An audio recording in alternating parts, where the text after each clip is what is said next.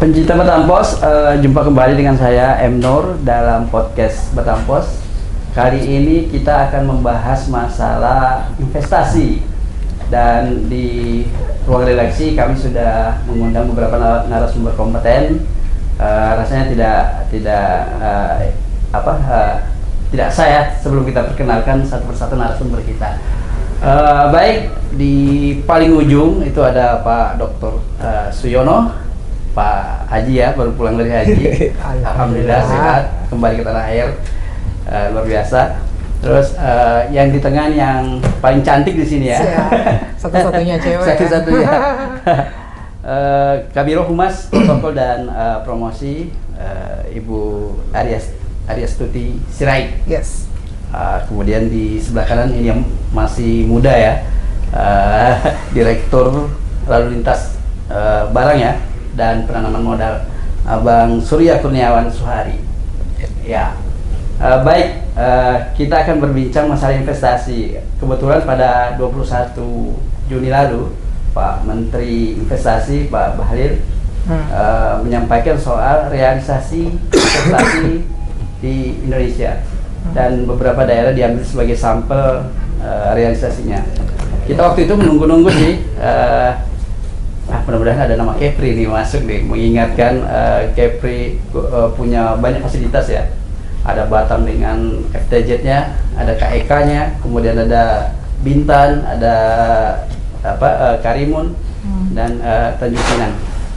Ternyata nggak muncul nama Kepri gitu sebagai salah satu kawasan yang nilai investasinya tinggi. Justru yang muncul ada Jabar di urutan 1 ya.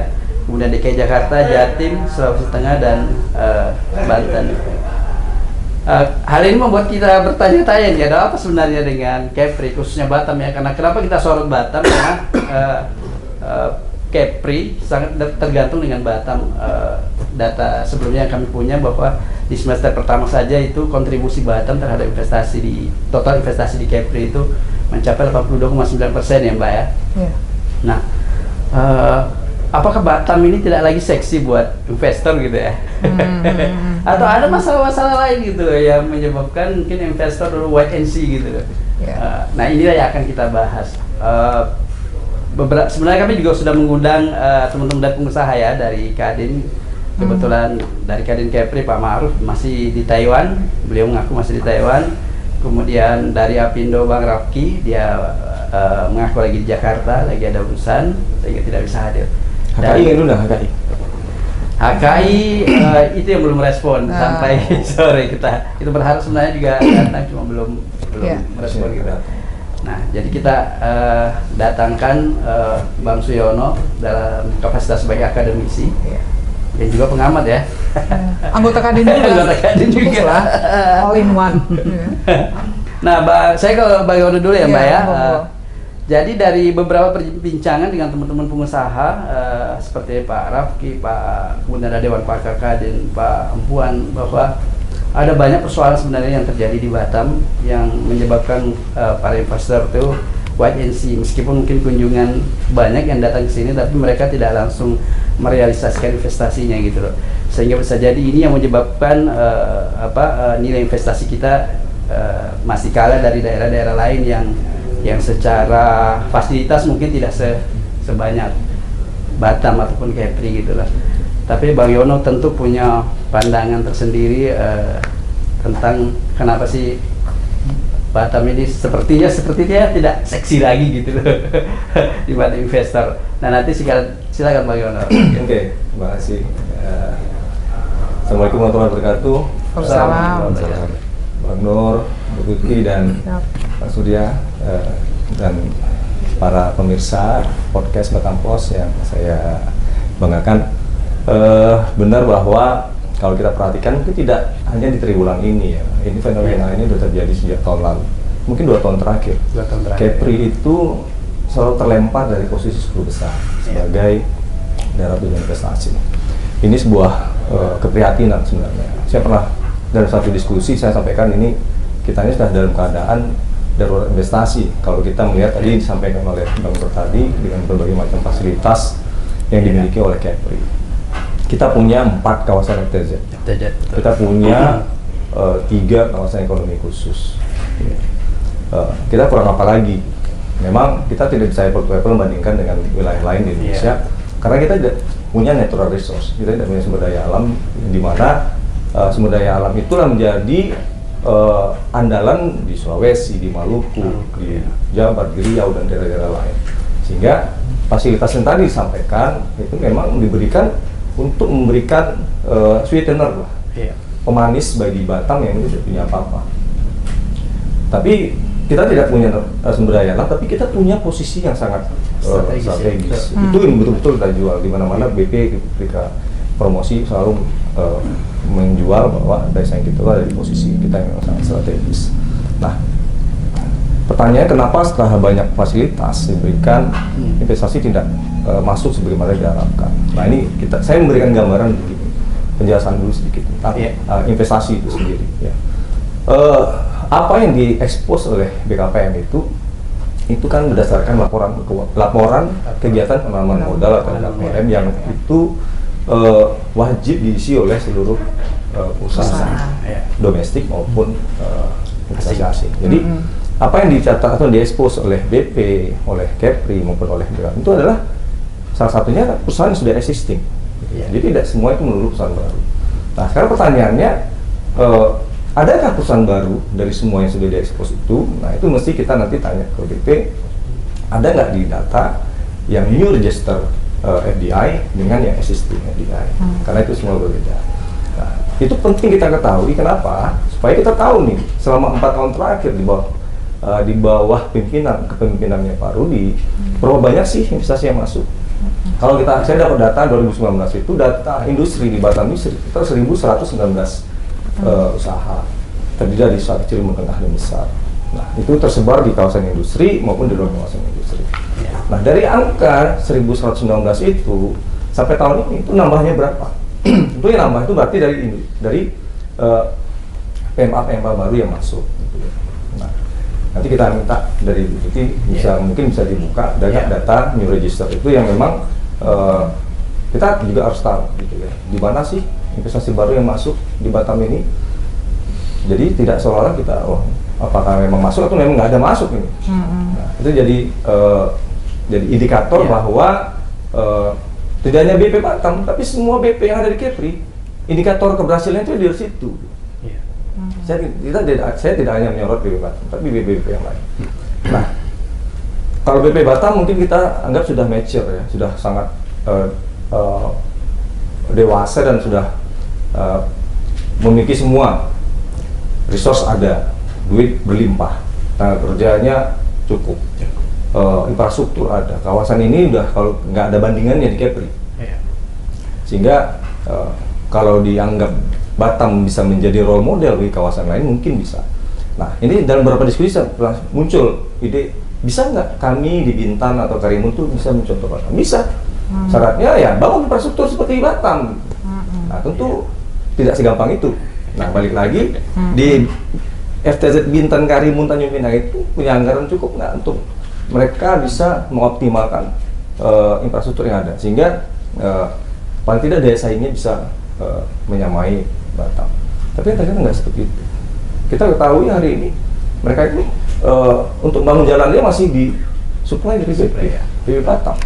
Karena dengan 2 triliun anggaran BP hari ini itu semua harus dibagi dengan Karimun, Bintan, dan Tanjung Pinang. Dan itu membuat kalau mungkin saya melihat dari luar tidak optimal kejadian di sana. Nah, itu dari sisi penyediaan infrastruktur. Terus bagaimana dari sisi strategi pengembangan kawasannya? Nah, mungkin teman-teman Batam Pos, saya yakin dan saya sendiri mungkin belum pernah mendengar apa sih keberhasilan mereka selama beberapa tahun terakhir. Apa yang sudah mereka lakukan, program apa yang sudah mereka lakukan, investasi apa yang sudah masuk ke situ, selain yang existing investasi yang ada. Nah, kan tentu ini harus dipertanyakan, karena mereka dapat tanggung jawab loh dari negara untuk mengelola kawasan FTZ. Nggak main-main loh, pemerintah sudah berikan fasilitas, kalau nggak dikelola dengan baik kan sia-sia gitu. Jadi ngapain mereka di situ? Nah, ini perlu agak keras saya sampaikan, karena ini tidak main-main gitu. Pemerintah memberikan ini tentu ada target kan. Pemerintah berikan, kita bebaskan PPNBM, tentu dia harus industri investasi harus masuk sesuai dengan karakter masing-masing daerah. Iya. Nah, jadi itu yang harus diperhatikan. Kemudian mengapa investasi nggak banyak masuk? Kalau saya melihat dan ini saya selalu elaborasi dengan teman-teman baik di BKPM di provinsi maupun dari Bank Indonesia, kita melihat masing-masing pengelola kawasan ini seperti tidak memiliki target yang jelas.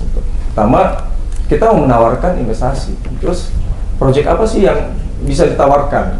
Kalau hanya menawarkan kawasan strategis, saya pikir investor juga terus kami mau masuk di mana? Gitu. Seperti Batam misalnya, Batam ini apa sih yang bisa kita jual? Misalnya kita mau jual pengembangan kawasan baru. Nah, harusnya BP sudah buat nih, kita buat kawasan di sini nih seluas 50 hektar, kita siap menjadikan dia sebagai pusat industri dengan nilai investasi sekian dan beberapa kelebihan yang bisa diberikan. Tawarkan ke investor. Di Karimun juga sama. Mereka buat di mana kawasan-kawasan yang mereka mau jual ke investor. Bintan juga sama. Bintan, ya. Jadi akhirnya ketika mereka ketemu investor, ketika melakukan kunjungan ke luar negeri, ketemu investor itu tahu, ini loh daftar project yang siap kalian bisa masuki. Nah, kita sudah punya, kita berikan fasilitasnya. Kalau contoh, beberapa hari terakhir sering ke bandara, ada iklan besar di situ punya BB Bintan. Mereka jualan apa tuh di situ? Jualan ketuanya, kepalanya atau jualan pegawainya? Iya, betul. Kok kenapa gambarnya yang paling besar di situ? Dan terus kenapa di Batam dia pasang? Dia mau jualan ke siapa? Di sana orang domestik semua, bukan nggak ada. Orang Singapura naik ke Hang Nadiem. Sebenarnya di pelabuhan ya, Bang? Harusnya dia pasang di Singapura. Dia pasang tuh di dekat bisnis distriknya di Singapura sana. Kalau memang mau menyasar yang tepat sasaran atau di mana kantong-kantong investor yang ada di Singapura maupun di Malaysia. Jadi buat apa dia buang-buang uang memasang iklan di situ? Nah, dari situ saja kelihatan mereka nggak tahu apa yang mau dilakukan. Sehingga kalau ditanya realisasi investasi ya wajar aja kalau nggak ada perkembangan. Nah, kenapa kita harus sorot ini? Karena mereka bekerja dengan uang negara. Dengan uang negara. Sehingga kita wajib mengkritisi. Sama juga dengan BP Batam ya. Tentu kita harus ya itu sebabnya kita mungkin BP juga harus terbuka. Kenapa saya bilang kita harus pisahkan antara new register dengan existing supaya kita tahu nih selama 1 tahun berapa yang kita dapat yang new register supaya kita bisa siapkan strategi berikutnya apa. Kita mau jualannya apa nih? Berarti selama setahun ini yang masuk cuma sekian, targetnya nggak capai misalnya. Terus kendalanya apa? Kendalanya apa? Tahun depan kita mau buat apa? Nah, gimana cara mencari solusinya ya? Undang tentu seluruh stakeholder. BP nggak bisa sendirian. Termasuk dengan jualan ke luar negeri, tetap harus nanti lewat kawasan industri. Saya sering juga terlibat di Panbil dulu. Selalu kita bergandingan dengan BP. Kita butuh nih yang mau situ, tolong bantu. Selalu disupport. Karena memang nggak bisa bekerja sendiri. Nah, karena Batam paling lengkap sehingga sebenarnya pola itu lebih gampang. Nah, beda dengan yang di Bintan dan Karimun yang memang perlu penguatan di beberapa sektor. Nah, jadi ini yang tentu harus menjadi perhatian kita semua supaya bagaimana sih tahun depan atau triwulan berikutnya kita bisa masuk ke 10 besar gitu. Iya, targetnya 10 besar. Sekarang PMA di 13 besar, Pemden 24 ya. Jauh sekali terlempar ya. Iya. Padahal dengan segala fasilitas harusnya kita bisa berlari kencang secara sederhananya kan gitu. Satu lagi contoh, mohon maaf. Apa yang dilakukan oleh Makmur Hellograha? Cepat kan? Karena mereka begitu dapat HPL dari BP langsung mereka jualan. Itu polanya yang pas gitu menurut saya. Kenapa? Sudah ada yang mengelolanya udah jelas, udah ada MEG. Selagi belum ada yang mengelola, itu saya pikir sulit BP untuk jualan. Karena yang tanggung jawab itu nggak ada. Nah, jadi ini pola ini mungkin nanti bisa diadopsi untuk kawasan-kawasan pengembangan berikutnya, bisa di Galang atau mungkin nanti di Sekupang atau di mana. Jadi harus ada dulu di investor awal. Dan ini sudah sering kali saya jumpai. Dulu ketika saya pernah mengurus perizinan kawasan ekonomi khusus, itu selalu hal yang ditanyakan oleh Kementerian Ekonomi. Kalian boleh usulkan pengembangan kawasan berapa banyak pun kayak yang kalian usulkan silakan. Tapi harus ada investornya. Soalnya investor harus ada yang mengelola pertama gitu. Nah, kenapa Batam Aeroteknik itu bisa berkembang karena sudah ada. Sudah ada ya. Lain Group di situ. Kenapa Nongsa bisa? Karena sudah ada yang sehingga investor yakin loh, udah masuk kan udah ada yang ngurusin gitu. Dan kenapa Bina Alumina bisa? Karena mereka sudah mereka ada yang ngelolanya gitu. Nah, itu yang mungkin yang harus diperkuat ke depan. Ya, baik. Terima kasih. Kita tahan dulu Bang ya. Kita ke Bang ini ya, Bang Surya mungkin ya. Terkait tadi yang benar yang bilang Pak Siono tadi bahwa apakah investasi selama ini yang masuk ini benar-benar baru atau pengembangan atau tidak ada yang masuk sebenarnya, tapi hanya pengembangan saja mungkin. Bisa diuraikan Pak? Kalau dari pengamatan saya sekitar 1 bulan nih Pak Yoro, saya 1 bulan. Baru 1 bulan ya? Baru, tapi benar yang tadi dikatakan Pak Yono, saya setuju kalau memang sebaiknya ada data antara yang new register dengan existing. Terus yang mati juga berapa sebenarnya juga harus ketahuan gitu ya. Itu juga perlu. Nah, kenapa tadi kayak Batam dia bisa berkembang lebih cepat? Memang secara kawasan memang lebih bagus. Terus untuk keluar masuk barang kan kita punya port, punya bandara yang memang sudah standar memenuhi standar dan punya izin khusus dari punya izin untuk pengeluaran dan pemasukan barang yang jauh lebih baik daripada punyanya Bintan, punyanya Karimun. Gitu. Iya, betul. Memang kalau di Batam sumber daya alam nggak ada, tapi pertanyaan utamanya sebenarnya buat saya, Batam ini sekarang mau dibawa kemana sebenarnya? Industrinya mau kemana? Investasinya mau yang kejar mana? Kalau yang tadi disampaikan yang dari PT MEG ya, itu kan dia punya konsep untuk green investment.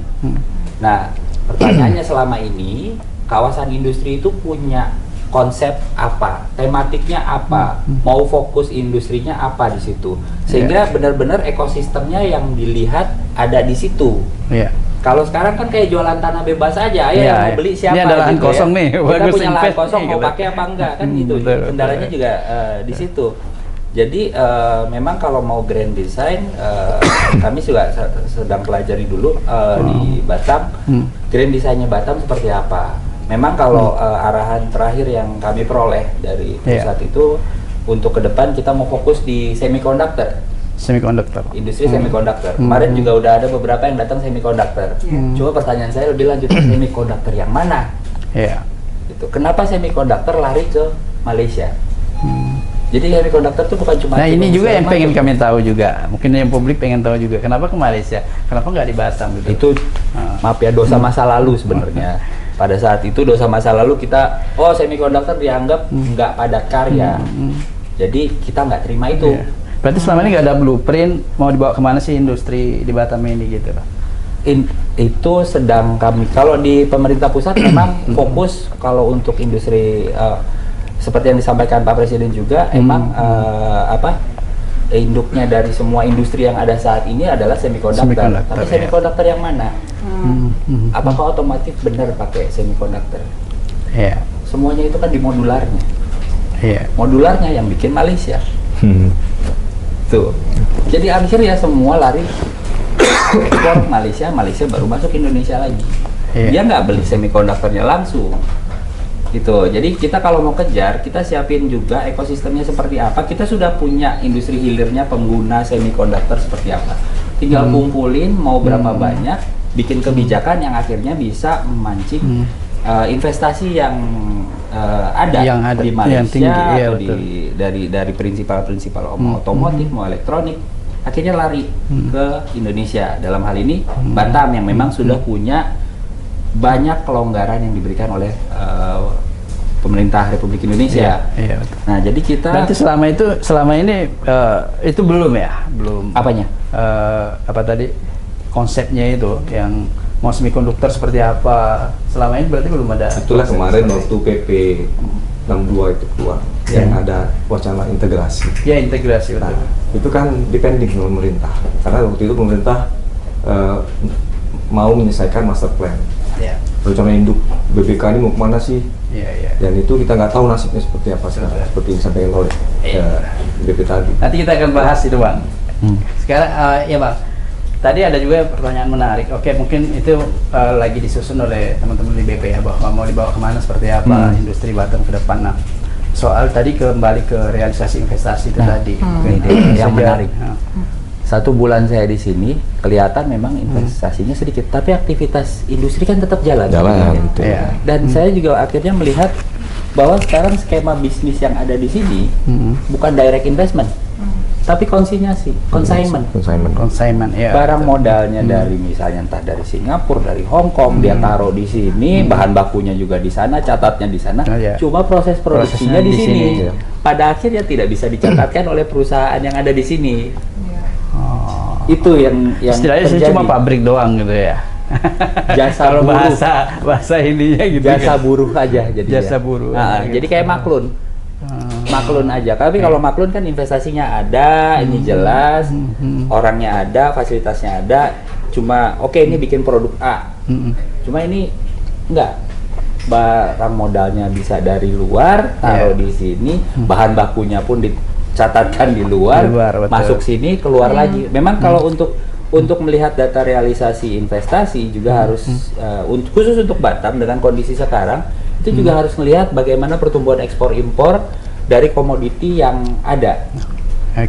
Jadi impor bahan baku keluarnya apa? Terus kok kapasitas kok nggak nambah-nambah, tapi kok impor makin besar, ekspor makin besar. Ini kan sesuatu yang tidak logis. Harusnya dia melakukan investasi beli barang modal tambahan, perluasan pabrik, yang seperti itu sebenarnya. Pada akhirnya memang kalau ada space sisa, di belakang ada tuh masih kosong, ya udah mau bikin ya udah pakai aja punya gue deh gitu. Taruh barang di situ, produksi di situ nih, tapi pekerjaannya pakai punya saya ya gitu. Gitu. Jadi ya pada akhirnya negara dapat dari sisi tenaga kerja. Nah, itu juga nanti tapi dari sisi pencatatan realisasi nilai investasinya realisasi kecil jadi dan data yang tadi juga kalau posisi yang sesuainya datanya BKPM, LKPM itu sebenarnya kan lebih banyak dia kalau dipukul rata per project kan paling cuma 3.000 US. Sekitar 40 juta per tahun per project untuk kebanyakan berarti itu kan lebih ke arah reinvestasi ya, bangun rumah aja kan butuh reinvestasi ya, lebih banyak reinvestasi. Iya, tapi reinvestasinya juga bukan di perluasan, tapi dia reinvestasi di tempat lain yang ini juga detailnya harus kita pelajari lebih lanjut sebenarnya. Iya. Bisa jadi juga itu di dulu Pak saya. Intinya sih memang kalau per projectnya itu kecil, sedangkan kalau di luar Batam, mau di Jawa memang dia kan sudah besar, jelas biaya masuknya dihitung di sana, itu kan bisa masuk ke dalam realisasi investasinya mereka juga, sedangkan di kita enggak. Jadi yang di kita memang modal belinya aja yang dicatat. Kalau di non FTZ kan pajaknya semua dicampur semua di situ, jadi dicatatkan semua jadi kelihatan gede gitu ya. Non FTZ, non mungkin KEK kalau ada pembebasan juga dari pajak-pajak tertentu itu nggak dicatat. Kalau di kita bisa dicatat kan, kalau di kita kan udah jelas nggak bisa dicatat. Modal saja yang bisa dicatatkan gitu. Juga kayak di Batam ini kan pernah dengar yang namanya sertifikasi TKDN. Ya, TKDN. Itu nilai dari Batam selalu rendah. Kenapa? Karena pajak dari setiap komponen barang yang melekat itu nggak bisa dimasukkan. Tapi pas barang keluar Batam baru ditagihkan. Tapi nggak masuk di ongkos produksinya satu barang itu. Nah itu juga jadi pertimbangan. Sebenarnya kita butuh strategi gimana melakukan tanda petik trap investment. Investment trap untuk Batam nih. Bagaimana bikin semenarik mungkin dengan mengutilize. Kalau memang Batam fokusnya ke ekspor, tapi nggak menutup kemungkinan investor itu kan juga nyari market Indonesia sebenarnya. Nah itu juga yang jadi nyari market Indonesia, tinggal kita juga harus menyelaraskan lagi kebijakan-kebijakan fiskal kita, kebijakan fiskal kita, bagaimana yang akhirnya juga membuat Batam bisa mensupport Indonesia secara keseluruhan. Nah itu juga yang dikeluhkan oleh teman-teman dari pengusaha yang tergabung di Apindo maupun di Kadin, bahwa gimana PMA mau masuk atau PMDM mau masuk yang orientasi produk mereka mau dipasarkan di Indonesia misalnya. Sementara sini ada aturan yang melekat bahwa ketika barang keluar dari Batam itu dihitung ekspor ya Bang. Iya. Nah itu kan membuat menjadi tidak menarik. Apa itu? Kompetitif barangnya ini tidak kompetitif. Iya, betul. Yang simple aja sih paling apa ya?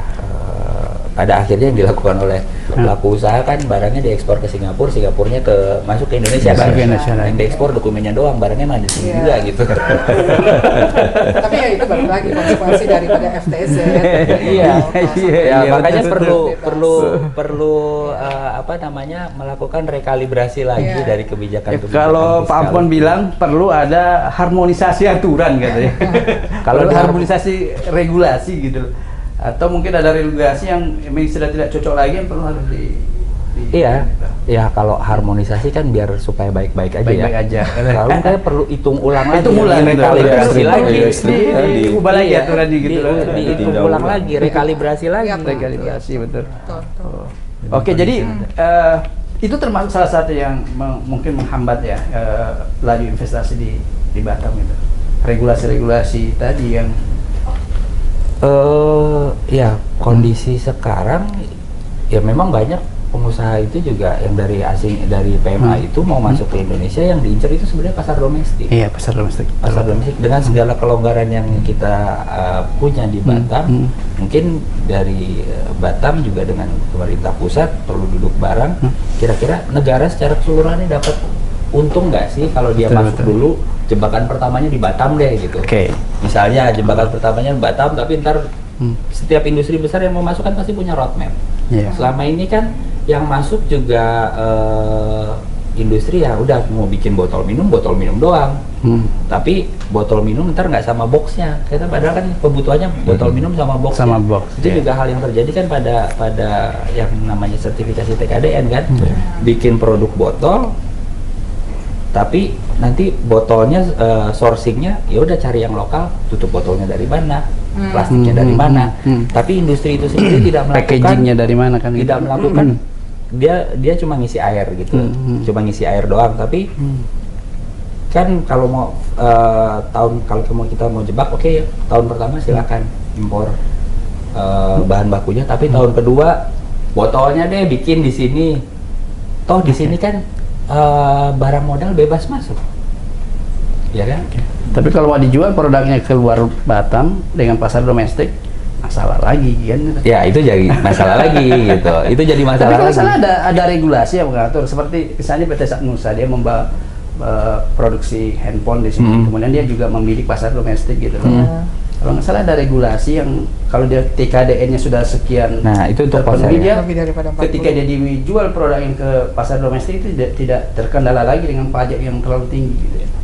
Kalau TKDN yang untuk ponsel di itu lalu lintas barang kan abang pasti kebetulan ponsel kan urusannya sama perindustrian. Oh, perindustrian. Sebelumnya di perindustrian juga. Jadi memang kebijakan itu dari memang Kominfo juga yang buat bareng dengan perindustrian untuk untuk menumbuhkan industri seluler, industri ponsel. Jadi dengan menerapkan TKDN 30% ya, 30%. Jadi ada manufacturing di sini. Di Jawa pun ada beberapa itu perusahaan manufaktur di sana. Supaya barangnya, bayangin pasar ponsel kita kan sekitar setahun itu sekitar 50 juta sampai 100 juta ponsel satu tahun. Jadi kalau kita nggak dapat bagian di situ kan kita rugi. Masyarakatnya kita juga doyan gonta-ganti HP sebenarnya. Iya. Nah, dan itu setelah 30% mereka dapat email. Baru bisa dapat email setelah memenuhi TKDN atau yang email itu kan juga kalau yang impor bisa ada juga dapat, tapi kan itu urusannya dengan bea cukai. Ya, betul. Oke, kita tahan dulu yang soal itu. Kita balik tadi ke realisasi investasi. Saya menarik dari Pak Yono bilang bahwa apakah ada data dari BP bahwa berapa sih yang existing sekarang, terus berapa yang masuk dari 2019 mungkin sampai saat ini gitu, sehingga kan nampak misalnya pergerakan investasi kita gitu, bahwa benar-benar ada yang baru gitu kan. Tadi sebelum podcast kita juga bincang bahwa di semester pertama ini cukup sibuk ya BP Batam, kedatangan 36 delegasi dari berbagai negara dan 90%-nya adalah investor. Tapi kalau cuma berkunjung tidak tidak jadi investasi kan, ini hanya menjadi catatan saja gitu loh. Mungkin Mbak Tuti bisa jelaskan. Oke, pertama saya ingin menjelaskan ketika tadi statementnya Mas Nur tadi, Batam udah nggak seksi lagi katanya, ya. Karena posisi kita di nomor 13. Sekarang saya mau katakan, apakah provinsi yang dikatakan oleh Pak Bahlil tersebut, Provinsi Kepulauan Riau, hanya Batam saja yang disalahkan? Kan it's not fair gitu loh, ya kan? Gitu. Kita bicara soal Provinsi Kepulauan Riau, Batam sudah menunjukkan kontribusinya yang paling besar. 82%. Iya, betul, 82% tadi. Sampai semester 1 tahun ini saja kita sudah menarik total investasi sejumlah 529,4 juta US dollar. Gitu. Jadi saat ini saya bisa katakan Batam itu masih seksi. Masih seksi, masih cantik. Udah perawatan ke klinik, ke wajah dan sebagainya itu sudah. Bodinya udah slim, pokoknya udah dibuat sedemikian hingga itu menarik.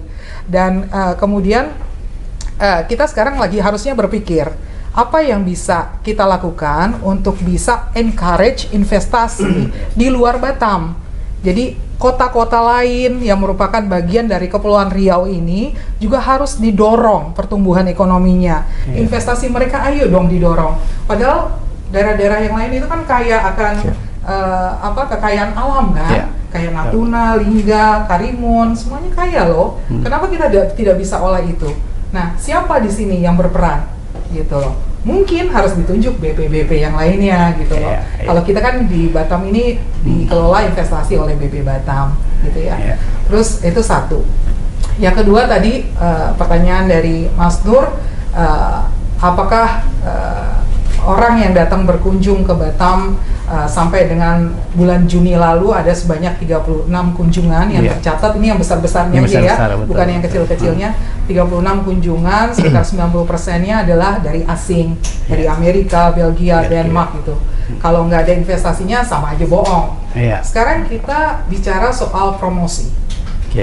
Kalau promosi itu tidak bisa kita langsung dapatkan serta-merta investasinya. Pasti butuh proses, ya kan? Butuh proses sekitar 1-2 tahun, Mas. 1-2 tahun. Di sini ketika mereka sedang collect informasi, jadi mereka sedang mengumpulkan informasi mengenai investasi di Batam, apa saja fasilitasnya, apa saja kemudahannya, perpajakannya bagaimana, logistiknya bagaimana. Ini waktunya 6 bulan biasanya perusahaan itu akan collect. Nah, setelah 6 bulan itu selesai, mereka harus mengajukan presentasi ke atasan manajemennya. Apalagi kalau misalnya bentuknya itu badan publik, TBK seperti itu yang besar ya. Publik, ya. Nah, itu harus dengan pemegang sahamnya, harus dipresentasikan, dipertanggungjawabkan, dan itu bolak-balik.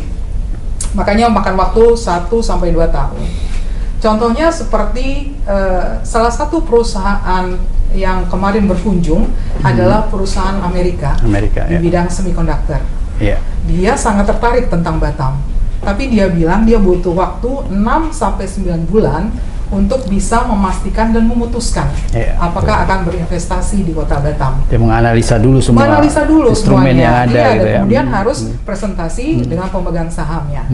Nah, kalau kita bilang kita harus serta-merta menggait mereka ya juga nggak mungkin juga ya kan.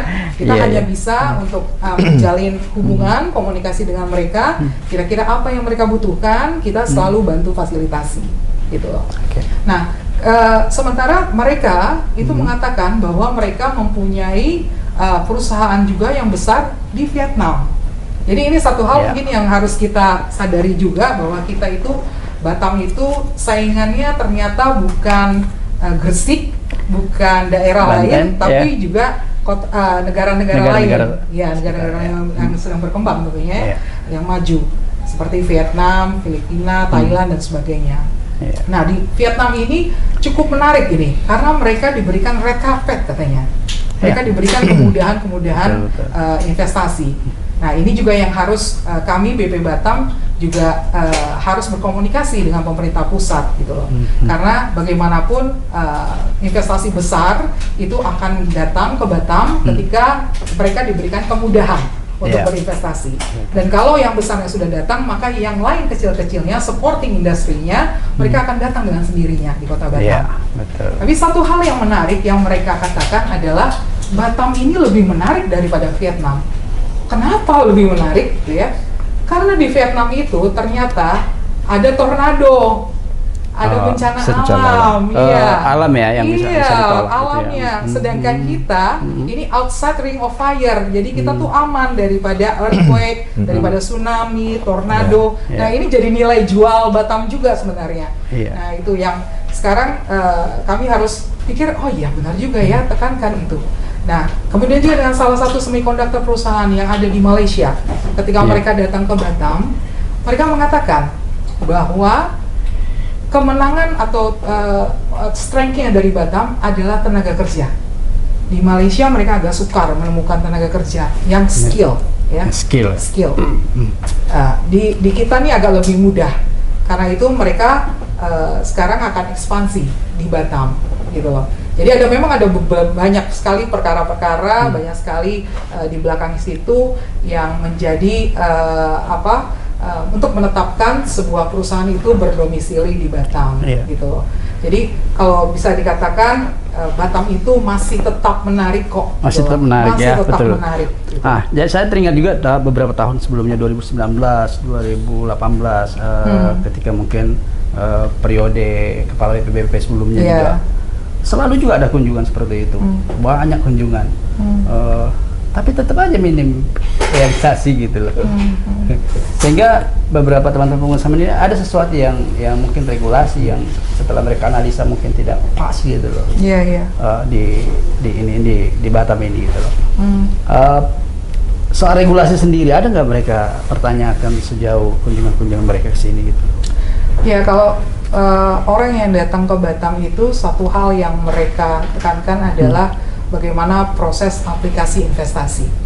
Itu yang selalu mereka tanyakan, dan kita sekarang ya kita bersyukurlah sudah ada sistem OSS ya, Online Single Submission Risk Based Approach yang dikeluarkan oleh Kementerian Investasi. Setidaknya itu sedikit menolong lah bahwa transparansi dan juga accountabilitas daripada aplikasi ini dapat dipertanggungjawabkan. Tapi memang melalui proses itu yang agak sedikit lebih ribet ya, karena mereka harus terlebih dahulu mendaftarkan di notaris dan kemudian ada lagi langkah-langkah sebagainya. Ini yang membuat mereka lebih memilih untuk membayar manajemen kawasan nanti yang mereka akan beroperasi untuk mengurus hal-hal tersebut. Tapi ya justru itu juga bagus karena kita kan berarti mendatangkan profit juga, mendatangkan income juga bagi kawasan-kawasan industri seperti misalnya Batam Indo. Iya, investor kan nggak mau ribet. Pandil ini ya. Investor rata-rata tidak mau ribet. Mereka datang ke suatu kawasan, mereka udah ready ya. Seperti kita bicarakan tadi bahwa selalu mereka nggak mau urus sendiri. Mereka nggak mau urus-urus kayak gitu ya. Terus juga kemudahan perpajakan. Mereka pertanyakan. Corporate tax di Indonesia ini masih terbilang cukup tinggi, saya bilang, dibandingkan dengan negara-negara ASEAN yang lainnya ataupun negara-negara lainnya ya. Dengan Singapura aja kita udah kalah jauh lah corporate tax-nya. Nah itu terus kemudian juga kemudahan dalam mendapatkan tax holiday. Tax holiday ini bagaimanapun kita memang encourage orang untuk mendorong mereka untuk apply untuk tax holiday. Tapi semuanya tetap dalam pemerintah pusat yang menetapkan. Rekomendasi dari Kementerian Investasi, kemudian dari Kementerian Industri, Perdagangan dan sebagainya. Itu cukup complicated. Complicated. Dan baik, sebelum ke Bang Syul tadi, saya masih tertarik dengan angka semester 1 tadi. Ya lumayan tinggi ya gitu loh. Lumayan mungkin tinggi. Bisa dikasih gambaran nggak persentase investasi baru atau mungkin perluasan?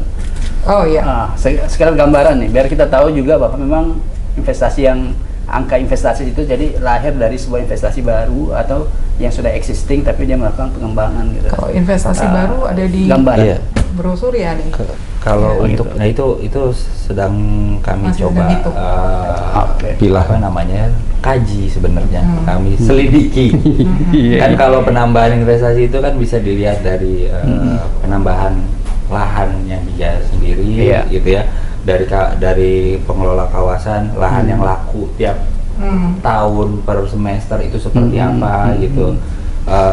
Karena kalau nggak laku kan pasti nggak akan makin berkembang tuh jualannya dia. Jadi kami juga lagi masih melakukan evaluasi instrumennya untuk mengukur investasi di Batam ya bagusnya seperti apa gitu. Karena kan ya secara nasional industri tumbuh kembang itu pasti ada yang mati, ada yang tumbuh pada saat yang bersamaan juga. Tapi kadang-kadang yang mati juga nggak dicopot izinnya kan, nggak tercatat izinnya, pokoknya dia masih pegang PT-nya. Bahkan sebenarnya juga baru-baru ini juga saya nemuin dia terdaftar sebagai produsen. Pas ada barangnya mau dimasuk ke wilayah Indonesia, butuh izin saya dong. Saya minta staf saya cek perusahaannya ada aktivitas produksi nggak di sana. Ini barangnya masuk ini, keluarnya ininya masih sama. Diubah ada aktivitasnya, ternyata mesinnya nggak ada. Iya. Ya udah saya tegur, saya nggak mau kalau sebelum cuma minta izin aja. Case yang kayak gitu baru satu yang ketahuan sama saya. Mungkin ada lagi gitu. Walaupun pada akhirnya ini kerjanya sebenarnya disubkonin ke yang ini, ke yang ini, ke yang lain. Loh kalau gitu jangan Anda yang impor dong. Betul. Dia cuma pegang PT-nya aja. Anda pegang PT-nya doang, hari ini saya nggak mau kayak gini caranya. Mas Nur, ada lagi satu hal. Oke, silakan Mbak. Kalau tadi kan dikatakan Kementerian Investasi berdasarkan LKPM aja ya. Kalau kita di Batam ini bisa dikatakan LKPM berapa perusahaan sih paling yang submit? Jadi nggak valid juga data tidak tersebut. valid juga gitu. Iya. Karena setelah kami melakukan pengecekan dengan perusahaan-perusahaan itu banyak perusahaan yang juga tidak memberikan LKPM-nya. Dia tidak ngisi LKPM. Kenapa? Ada berbagai alasan. Dari pajak ya. Berbagai alasan. Kalau PMA rata-rata. Tapi ya kalau PMA rata-rata seharusnya kan semua terdata gitu ya. Harusnya semua secara terdata. jelas gitu kan. Karena itu kewajiban. Karena mereka harus comply kan. Ada juga yang karena tidak mengerti, ada juga yang karena tidak mengerti. Karena itu di bagiannya Pak Surya ini ada monitoring dan evaluasi. Nah mereka lah yang sedang ngejar perusahaan-perusahaan yang belum mendaftarkan LKPM. Sebenarnya merugikan Batam sih. Iya sebenarnya, karena kalau tidak ada angka-angka yang jelas, aktivitasnya nggak tercatat. Investasi nggak tercatat. Dan ujung-ujungnya itu tadi kan, Batam sudah dikasih banyak ini. Tapi nggak bertumbuh nggak tumbuh juga. Jadi seolah-olah tadi kesannya menjadi Batam nggak menarik lagi. Padahal kurang apa Batam ini kan. Tapi mudah-mudahan dengan podcast ini bisa kita juga berharap nanti Batam masih menarik kok. BP bisa memilah-milah datanya itu tadi. Karena itu kami juga penting untuk menjanjikan ke publik bahwa ini loh investasi baru, ini loh proyeknya, ini loh jumlah tenaga kerja yang terserap, nilainya sekian kan. Itu menjadi menarik. Saya kembali terkait yang ini nambahin sedikit aja. Itu memang masalah waktu 1 bulan ya, minggu-minggu pertama saya di sini. Loh, ini data dari mana? Pertimbangannya ini dari mana? Kalau kita mau fokus pada sektor industrinya, ternyata kalau di Kementerian Perindustrian itu kan ada kalau BKPM punya data OSS untuk perizinan pertama. Tapi begitu dia terdaftar sebagai industri, dia pasti akan wajib mengisi SINAS, Sistem Informasi Industri Nasional, yang itu belum terintegrasi sama kita. Nah, kami di Lalin sih sedang penjajakan diskusi dengan Kementerian Perindustrian, karena data di sana juga sedikit beda. Kalau LKPM itu pengakuan investasi per triwulan. Kalau datanya SINAS itu per 6 bulan. Berapa yang udah di-spend oleh perusahaan untuk investasi. Jadi tumbuhnya jelas.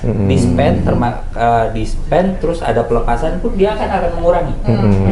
Jadi kumulatif gitu. Nah, kita kalau bisa dua-duanya OSS sama SINAS bisa terintegrasi dengan baik di kita, datanya kita capture, karena di datanya SINAS itu langsung ada jumlah tenaga kerja, code bahan bakunya, bahan penolongnya ada. Walaupun pas terakhir kami diskusi dengan teman-teman di Kementerian Perindustrian, dari kita uji satu perusahaan dia ngimpor lewat importir untuk bahan baku penolong industri, yang mana itu lewat APU, Berarti bahan penolong industri ini kan kalau di BP kan kita yang kami atur kan kuota induk. Kuota induk ya kan. Kalau dia pakai APP, monggo aja masuk. Nah, tapi yang kuota induk ini pada akhirnya ada yang pakai industri juga. Kita coba lihat lagi data itu, kalau memang ternyata dipakai industri. Kita coba sinkronin juga gimana penjajakannya, kami coba lagi kejar 1-2 bulan ini dengan perindustrian. Sebulan memang masih baru lah. Kalau mau kalau mau resminya baru minggu lalu. belum ada seminggu malah. Dan kita berharap ini bisa mengurai masalah itu sehingga nanti terang beneran gitu loh. Batam masih seksi ini loh indikatornya. Iya. Dan kalau mau dilihat berdasarkan PP-nya juga terkait izin usahanya, izin usaha industrinya juga kan memang ini masih ada beberapa persepsi juga.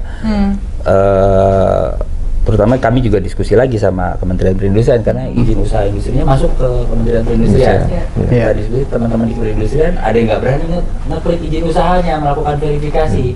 Karena dibilang kewenangannya udah di BP. Udah BP, ya betul. Loh, ini gimana nih sekarang nih? Sebenarnya ya udah. BP belum ada pelimpahan. Pelimpahan secara peraturannya belum ada. Ya sudah, pada akhirnya kita bikin surat aja dulu untuk minta di sana menyetujui, dan kita rapat koordinasi diskusinya bareng sama OSS sama PKPM. Oke, kalau udah sepakat kita bikin surat, itu jadi dasar, tolong dibantu ya OSS pindahin ke kita. Jadi pakai per nota dinas aja. Per case aja dulu. Per case dulu. Tapi kalau case-nya makin banyak kan bisa jadi peraturan. Ya harusnya jadi peraturan. Gitu. Kalau apalagi sudah berulang kan.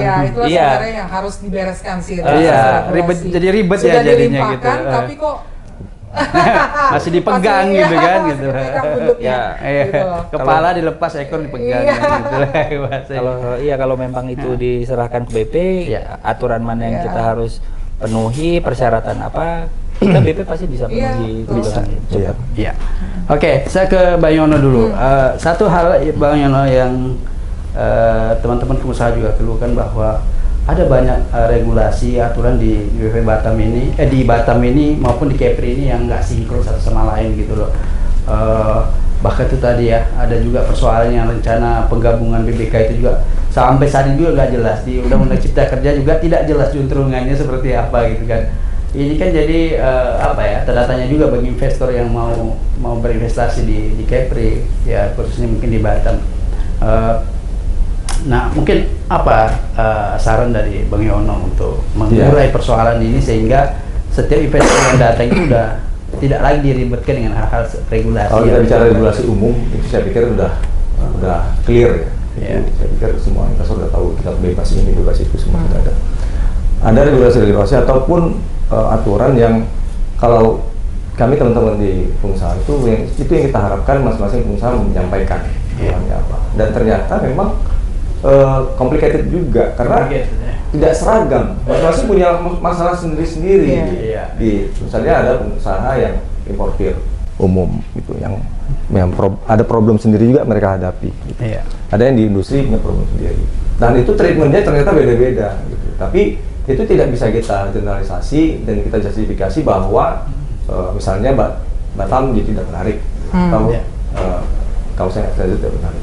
Problemnya adalah seberapa siap nih para pengelola kawasan untuk memperkuat daya saingnya, untuk yang tadi istilah Bu Tuti tadi mempercantik dirinya lah. Kalau Batam udah nggak usah tanya lagi, udah semua udah dibenahi, bandara mulai dibenahi, pelabuhan udah dibenahi, jalan-jalan udah dibenahi. Regulasi ya mungkin 1-2 yang case by case tadi sampai case by case sudah tadi yang memang kaitannya dengan integrasi, dengan hubungan antar instansi yang itu memang harus diperkuat. Nah, bagaimana dengan di Bintan Karimun? Ini kan kalau kita darat kutip bilang kita terlempar dari posisi 10 besar, itu dosanya nggak hanya di Batam. Tapi kan ada kawasan-kawasan lain. Ada pemerintah daerah kalau kita bagi gitu lah. Kepri ini kan ada 2 kawasan. Kawasan NAL dan BBK. NAL ditanggap hinterlandnya, BBK ini ditanggap lebih maju.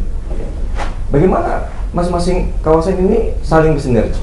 Itu kan belum terjadi. Kita hanya fokusnya BBK, tapi BBK pun ternyata fokusnya di Batam. Kontribusi besar hanya di Batam. Kita dari PDRB aja Batam sudah hampir 70%, dari investasi sudah 80%. Daerah lain kok nggak naik menambah. Sementara fasilitas ada. kebetulan kan saya ini ditunjuk sama Kementerian Keuangan sebagai local expert untuk kajian fiskal dan ekonomi makro. Setiap bulan tuh kami mengkaji pendapatan APBN dan pengeluaran APBN yang ada di KPI. Kita lihat masing-masing daerah. Ini uangnya nggak kurang loh. APBN yang dikucurkan ke pemerintah daerah itu nggak kurang. Outputnya mana? Iya. Setuju. Outputnya mana gitu. Yang lebih miris lagi apa? Dari seluruh pendapatan PNBP yang besar mana? Dari Batam loh, dari BP. Iya. BPP lain mana? Nah, jadi kalau kita bicara penguatan daerah ini tidak seimbang. BP-nya bergerak sendiri, daerah lain kok nggak berkembang, kok nggak ngikut. Gitu. Nah, kita cerita, oke lah, kita bicara NHL dulu, Natuna 6 Semida. Kalau bicara potensi besar banget. Iya. Itu kita Jembatan itu potensi banyak di situ. Iya. Kok nggak bisa berkembang? Kita, aduh susah lah, kita mau nih apa nih, bantu apa? Kalian apa sudah kalian rencanakan di sana? Natuna Anambas itu kalau kita samakan dia dengan Maldives. Kenapa Maldives dia dengan hanya modal sebagai tempat wisata aja, tapi orang mau bayar puluhan juta lewat resort di situ. Kenapa di sana nggak mau? Kenapa yang nggak berkembang? Hanya pulau bawah aja. Pulau bawah betul. Nggak ada yang lain. Itu pun disingkir. Itu pun di kemana Kenapa nggak bisa? Karena ternyata kalau saya mungkin masih secara dari luar melihat. Karena pemerintah daerah nggak tahu mau ngapain di situ. Ya, buat kayak apa? Biasa sampaikan tadi programnya apa nih mau untuk investasi di situ? Kalian menawarkan apa nih di situ? Peluang-peluangnya apa? Ini yang belum muncul ya Bang? Belum muncul. Bahwa ada di sana peluang, ya kita tahu ada peluang. Tapi investor datang sana mau kemana? Iya, betul. Pulau mana nih yang siap? Pulau mana nih yang clear nggak ada masalah? Iya. Persoalan lahannya selesai. Nah, udah diselesaikan belum? Iya. Itu kita bicara yang pulau-pulau kecil. Iya. Nah, belum lagi nanti kita tarik soal BPK integrasi tadi. Iya. Janji pemerintah mana? Katanya integrasi. Tapi itu bisa menjadi solusi nggak Bang? Kalau diintegrasikan itu? Salah satu upaya, saya nggak bisa mengatakan bahwa nggak itu garanti jadi juga ya, satu-satunya solusi ya nggak juga. Karena problem ini kan kompleks. Iya. Tadi udah disinggung teman-teman yang Batam sudah settle aja masih ada problem. Penuh lagi tempat yang belum settle kayak betul. Dari status lahan aja sudah berbeda ya Pak. Nah, iya. Tapi memang kita nggak bisa samakan. Kalau mau disamakan berarti status lahan di Bintan Karimun disamakan kayak Batam. Tapi itu nggak mungkin. Nggak mungkin. Yang punya hak pengelolaan lahan yang kayak Batam, pendidikannya sudah berbeda kan gitu. Bagaimana dengan kondisi yang ada di sana? Dicari nih, polanya apa? Nah, di usulan integrasi itu memang sudah dipetakan, sudah di mapping, keunggulan karakteristik masing-masing sudah jelas. Batam karakteristiknya apa? Bintan karakteristik apa? Karimun apa? Sehingga mereka bisa saling spillover, saling mendukung. Berarti jadi misalnya juga harus punya blueprint ya Bang? Ya potensi masing-masing daerah. Wajib. Nah, itu ada nggak? Kita tanya dulu, kita mau bicara strategi kalau roadmap atau blueprintnya nggak ada, ya nggak bisa. Kita capek ngomong sana kemari, tapi kita nggak tahu mau kemana. Seperti kata Surya tadi, kita nih sebenarnya mau kemana? Saya tadi sebenarnya mau ngambil itu cuma nggak enak. Nanti pikir saya terlalu ekstrim. Tapi saya belajar, saya riset tentang FTZ ini 3 tahun. Disertasi saya pelajari semua kawasan FTZ dan EKEK di dunia. Kita bandingkan apa yang dilakukan di Shenzhen dengan sini tuh beda jauh. Jadi kalau kemarin Menteri Erlangga bilang bahwa Cina itu contek Batam, apanya yang dicontek? Kok mereka lebih maju jauh banget gitu. Iskandar nyontek Batam juga banyak. Ternyata kenapa mereka lebih maju? Karena blueprintnya jelas. Blueprint jelas gitu. Saya perhatikan semua kawasan yang maju, blueprintnya jelas. Usah jauh-jauh ke Shenzhen, Iskandar. Mulai Iskandar, lihat websitenya aja, itu kita tahu tuh mana kawasan yang mereka lagi kembangin, mana yang sudah maju, berapa investasi barunya yang jadi riset tadi, mana itu perluasan, itu jelas semua. Pergerakan dari tahun 2006 sampai hari ini, itu jelas tuh. Semuanya jelas ya, betul. Datanya lengkap. Pengembangan kawasan barunya juga jelas. Mungkin kita harus sering bolak-balik kan, dulu pernah diundang ke situ. Kita lihat, kawasan belum dibangunnya udah diaspal. Udah, betul. Jadi investor datang, ini loh. Kalian bisa ini di sini. Industri kecil, sini. Industri menengah di sini. Besar di sini. Kita berharap seperti itu nanti ke depan di Batam. Jadi orang datang, oh di sini loh, sudah jelas. Jadi kembali dan daerah-daerah lainnya di Kepri gitu. Supaya Batam nggak sendirian. Iya, betul. Batam ini dengan kekuatannya dia bisa membantu kawasan sekitarnya. Tapi kawasan sekitarnya bergerak dong. Ini PR ya Bang? PR dan balik ke pemerintah daerah. Baik. Pusat dan daerah sinergi. Iya. Kalau memang mau dibuat blueprint bersama, blueprintnya mau jadiin apa ini kawasan BBK. Oke Bang. Jadi sehingga masalah-masalah yang tadi disebutkan itu udah mulai bisa dikurangi pelan-pelan dan daya saing kita semakin lama semakin kuat. Oke. Baik Bang, kita sudah sampai di penghujung, sebenarnya masih banyak ingin kita bincangkan, cuma waktunya yang terbatas. Mungkin sebelum kita tutup, mungkin closing statement dari Bang Surya Bang. Ya, untuk investasi di Batam sendiri ini memang kami sedang melakukan perbaikan-perbaikan, terutama dari masalah infrastruktur, sarana prasarana pendukung untuk penanaman modal, termasuk instrumen-instrumennya, dan kita juga mengkaji lagi, melihat lagi aturan-aturan mana yang memang dilihat agak bukan itu, tapi yang menjadi masih conflicting, tapi sebenarnya buat kita nggak conflicting, tapi buat pengusaha conflicting. Yeah. Dan memang yang paling penting buat kami di BP Batam adalah kalau ada orang mau nanam uang di sini, ya sama kayak orang mau PDKT pacaran ya. Jadi harus sering-sering dikontak gitu. Betul. Jadi kalau nggak dikontak ya ada yang deketin, hilang lah itu. Diembat sama orang. Ada yang lebih seksi kan ya. Iya. Kalau dianggurin ya pergi ke tempat lain. Jadi harus sering-sering jalin komunikasi, dan itu yang kami coba lakukan dengan calon-calon investor. Kalau mereka tanya apa, kami arahin juga coba komunikasi sama ABC. Ya, termasuk mendata semua problem yang mereka Ya, yang berpotensi menghambat mereka apa sih, gitu. ya. Mereka butuhnya apa, ketemu apa, ya saya juga nggak akan ragu-ragu kalau mereka mau konsultasi, saya bilang silakan ke kantor. Oke, sip. Kita diskusi Terbuka ya. Terbuka. Oke. Mbak Tuti. Closing statement dari saya, Batam masih menarik. Dengan posisi Batam, dengan lokasinya yang strategis, dengan keunikan status Batam sebagai daerah FTZ dan juga Special Economic Zone (SEZ), itu mendatangkan, saya yakin mampu mendatangkan investasi yang lebih banyak lagi, dengan juga didukung oleh infrastruktur, fasilitas, sarana, prasarana yang terus kita improvisasi sampai saat ini. Dan kita berharap dengan semakin terbukanya atau semakin diperbaikinya berbagai infrastruktur, maka itu akan mendatangkan lebih banyak lagi investor dan investasi di Kota Batam. Baik, terima kasih. Bang Yono, singkat, padat, keras boleh. Jangan keras-keras. Di pesan untuk semua pengelola kawasan dan pemerintah daerah. Kenapa investasi itu penting? Karena dia akan mengenerate lapangan kerja. Dia akan membuka peluang kerja dan mengatasi pengangguran, dan akhirnya meningkatkan ekonomi dimanapun kawasan itu berada. Jadi ketika ini tidak dioptimalkan, maka upaya-upaya untuk meningkatkan ekonomi itu akan menjadi gak jelas. Karena ya dari mana lagi harapan kalau kita mau meningkatkan lapangan kerja dari investasi, dari industri yang ada yang masuk, dan nggak ada lagi mau UKM didorong sekuat apapun, dia nggak akan membuka industri. UKM itu hanya sekelas rumahan. Industri besar lah yang akan membuka itu. Nah, dari investasi, kalau itu nggak dipikirkan, nggak dimulai, itu saya yakin ya kawasannya kan begini-begini aja. Batam akan dengan terus berkembang sendiri, kawasan lain akan makin tertinggal, akhirnya saling menyalahkan. Sementara akar masalahnya nggak pernah terselesaikan. Ini juga pesan bagi pemerintah pusat supaya ya lebih concern dengan masalah-masalah ini.